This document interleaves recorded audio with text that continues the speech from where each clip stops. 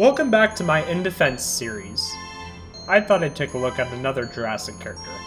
This time, Maisie Lockwood. I feel the hate Maisie gets is undeserved and downright mean. Let's start with the first issue people take with her. Her being a clone. People. This is a franchise where dinosaurs, animals so ancient that they have left behind no genetic material, are brought back to life. Yet human cloning, which is more possible in real life, is too much of a stretch to believe? With that being said, I don't want the franchise to go any further with human cloning. Like, I don't want it used as an excuse to bring back deceased characters from the previous films. Like how Stinkmeaner was brought back, again, as a clone in Season 4 of The Boondocks. I for one like that Maisie was a clone.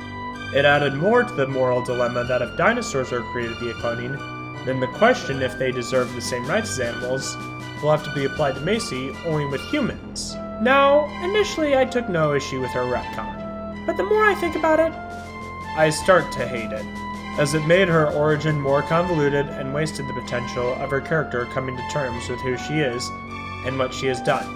Now I heard people make the case that Mills was lying about Maisie's origin to Claire and Owen when he revealed that Hammond and Lockwood had a falling out because Lockwood cloned his daughter to get them to hand Maisie over to her. What do you think drove Hammond and Lockwood apart? Huh? Lockwood never had a grandchild.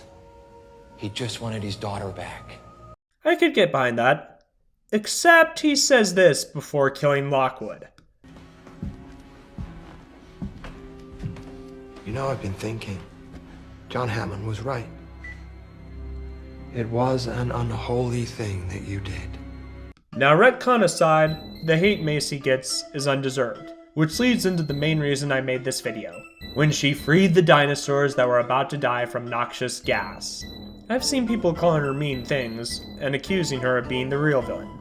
Okay, let's put things into perspective. Maisie had her grandfather murdered, her caretaker dismissed, and her only remaining guardian wants to exploit her for being a clone. Maisie went through more stress than a kid could handle in one night, so she sympathized with the dinosaur, the result of cloning, like her, and acted on an impulse. Of course, people are forgetting another important thing.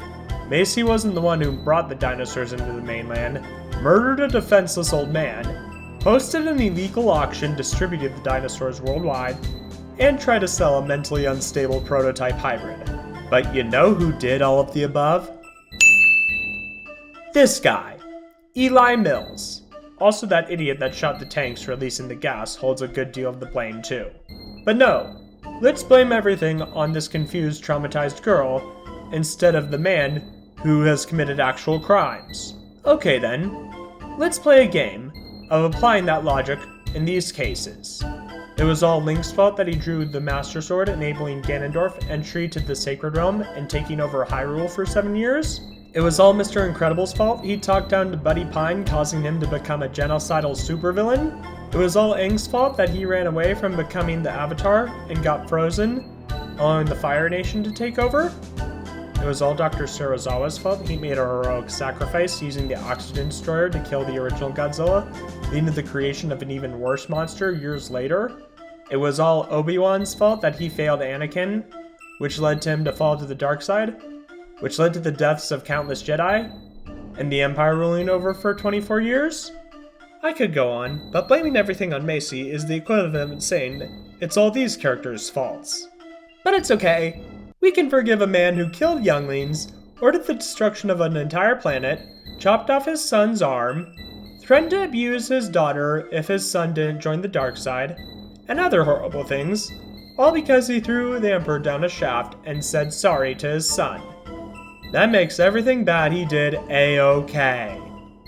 Another thing that people forget about this scene? More good came from it. Allow me to explain. See, by setting the dinosaurs free, Maisie unknowingly destroyed the last Irex DNA sample, and thus stopping the creation of more Indoraptors. Don't know about you, but I would rather be stuck with dinosaurs in the mainland than more Indoraptors. This is something that's called a butterfly effect, a key staple of the franchise. As for how Maisie was in Dominion, she was a teenager who has been isolated. Anyway, that's all I have to say. Have a great rest of Jurassic June, everyone. This is RazorX, signing off.